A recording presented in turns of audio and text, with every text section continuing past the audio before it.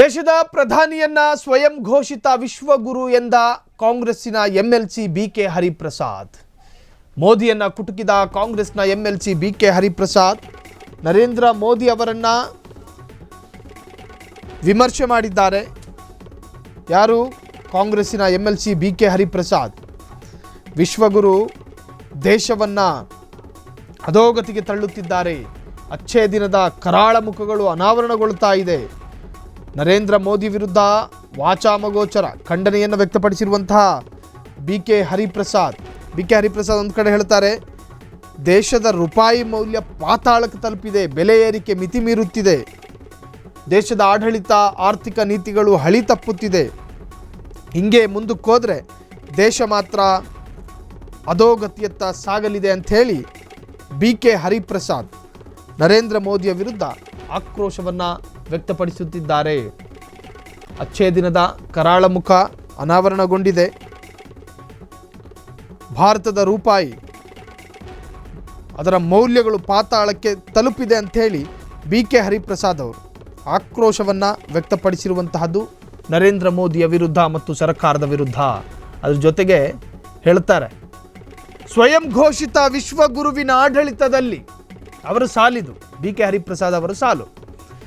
ಸ್ವಯಂ ಘೋಷಿತ ವಿಶ್ವಗುರುವಿನ ಆಡಳಿತದಲ್ಲಿ ವಿಶ್ವದ ಎದುರು ಭಾರತದ ರೂಪಾಯಿ ಮೌಲ್ಯ ಪಾತಾಳಕ್ಕೆ ಕುಸಿಯುತ್ತಲೇ ಇರುವುದು ಪ್ರಧಾನಿ ನರೇಂದ್ರ ಮೋದಿಯ ಅಚ್ಚೇ ದಿನದ ಕರಾಳ ಮುಖಗಳನ್ನು ಅನಾವರಣ ಮಾಡುತ್ತಿದೆಯೋ ಅಥವಾ ರೂಪಾಯಿ ಮೌಲ್ಯವನ್ನು ಶತಕದ ಗಡಿ ದಾಟಿಸಬೇಕೆಂದು ದಿನದ 18 ಗಂಟೆಗಳ ಕಾಲ ದುಡಿಯುತ್ತಿರುವುದರ ಸಾಧನೆಯೋ ಅಂಥೇಳಿ ಮೂದಲಿಸಿರೋದು.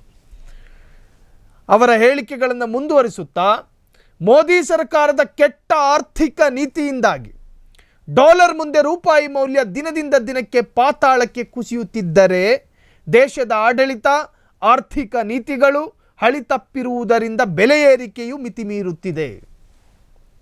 ಎಲ್ಲ ಕ್ಷೇತ್ರದ ಕೃಷಿ ಕ್ಷೇತ್ರ ನೋಡಿ, ಇನ್ನು ಭಾರತಕ್ಕೆ ಬೇರೆ ದೇಶದಿಂದ ನಾವೇನು ಆಮದು ಮಾಡ್ಕೋತೀವೋ ಪ್ಲಾಸ್ಟಿಕ್ ಐಟಮ್ಮು, ಎಲೆಕ್ಟ್ರಾನಿಕ್ ಐಟಮ್ಮು, ಕೃಷಿ ಉತ್ಪನ್ನಗಳು, ಫ್ಯಾಕ್ಟರಿ ಮಟೀರಿಯಲ್ಗಳು, ಯುದ್ಧೋಪಕರಣಗಳು, ಹೀಗೆ ಏನೇನು ನಾವು ಇಂಪೋರ್ಟ್ ಮಾಡಿಸಿಕೊಳ್ತೀವೋ ಅದರ ಬೆಲೆಯೂ ಏರಿಕೆ, ಜೊತೆಗೆ ನಮ್ಮ ದೇಶೀಯ ಸಾಧನದ ಬೆಲೆಯೂ ಕೂಡ ಏರಿಕೆ. ಕಾರಣ ಅದಕ್ಕೆ ಗೌರವ ಬೆಲೆ ಕೊಡೋದಿಲ್ಲ. ರೈತರು ಬೆಳೆದಂತಹ ಬೆಳೆಗಳಿಗೆ ಸರ್ಕಾರ ಅದಕ್ಕೊಂದು ಮೌಲ್ಯಾಧಾರಿತ ಬೆಲೆಗಳನ್ನು ಕೊಡೋದಿಲ್ಲ. ಕಾರಣ ನಮ್ಮ ರೂಪಾಯಿ ಮೌಲ್ಯಗಳು ಕುಸಿದಿದ್ದಾವೆ.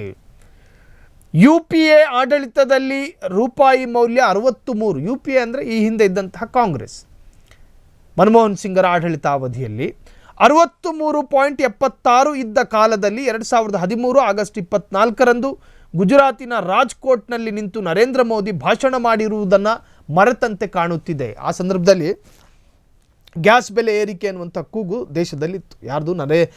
ಮನಮೋಹನ್ ಸಿಂಗ್ ಅವರ ಕಾಲಾವಧಿಯಲ್ಲಿ. ಆ ಸಂದರ್ಭದಲ್ಲಿ ಸ್ವಲ್ಪ ಡಾಲರ್ ಮುಂದೆ ನಮ್ಮ ರೂಪಾಯಿಯ ಮೌಲ್ಯವು ಕೂಡ ಕುಸಿದು ಹೋಗಿತ್ತು. ಆ ಸಂದರ್ಭ ನರೇಂದ್ರ ಮೋದಿ ರಾಜ್ಕೋಟ್ನಲ್ಲಿ ನಿಂತ್ಕೊಂಡು ಭಾಷಣ ಮಾಡಿದರು ಮನಮೋಹನ್ ಸಿಂಗರ ವಿರುದ್ಧ. ರೂಪಾಯಿ ಮೌಲ್ಯ ಡೆತ್ ಬೆಡ್ನಲ್ಲಿದೆ ಅಂತ ಹೇಳಿದರು ನರೇಂದ್ರ ಮೋದಿ. ರೂಪಾಯಿಯ ಮೌಲ್ಯ ಡೆತ್ ಬೆಡ್ನಲ್ಲಿದೆ ಅಂತ, ಜಡವಿಡಿದಿರುವ ಹೆಣ ಮಲಗುತ್ತ ನೋಡಿ ಬೆಡ್ಡು, ಆ ಬೆಡ್ಡಾಗಿ ಹೋಗಿದೆ ರೂಪಾಯಿಯ ಮೌಲ್ಯ ಅಂತ. UPA ಸರ್ಕಾರ ರೂಪಾಯಿ ಮೌಲ್ಯ ಕುಸಿಯುವಂತೆ ಮಾಡಿದೆ. ಕಾಂಗ್ರೆಸ್ನ ವಿರುದ್ಧ ಆಕ್ರೋಶ ವ್ಯಕ್ತಪಡಿಸಿದ್ರು. ಆ ಸಂದರ್ಭದಲ್ಲಿ 2013ರಲ್ಲಿ ಆರ್ಥಿಕತೆಯನ್ನು ಎದ್ದು ನಿಲ್ಲಿಸಬೇಕಿದೆ ಎಂದು ಭಾಷಣ ಮಾಡಿದ ಪ್ರಧಾನಿ ಮೋದಿ ಆರ್ಥಿಕತೆಯನ್ನು ಎದ್ದು ನಿಲ್ಲಿಸುವುದು ಬಿಡಿ ಮಖಾಡೆ ಮಲಗಿಸಿದ್ದಾರೆ. ಮನಮೋಹನ್ ಸಿಂಗ್ ಕಾಲದಲ್ಲಿ ರೂಪಾಯಿ ಮೌಲ್ಯ ಕುಸಿತ ಆಗಿದ್ದರೆ ಅದನ್ನು ಏರಿಕೆ ಮಾಡಬೇಕಾಗಿತ್ತಲ್ಲ, ಬದಲಾಗಿ ಮೋದಿ ಮಾಡಿದ್ದೇನು, ಅದನ್ನು ಮಲಗಿಸಿ ಬಿಟ್ಟಿದ್ದಾರೆ. ಯಾರು ಹೇಳ್ತಾ ಇರೋದು? ಬಿಕೆ ಹರಿಪ್ರಸಾದ್.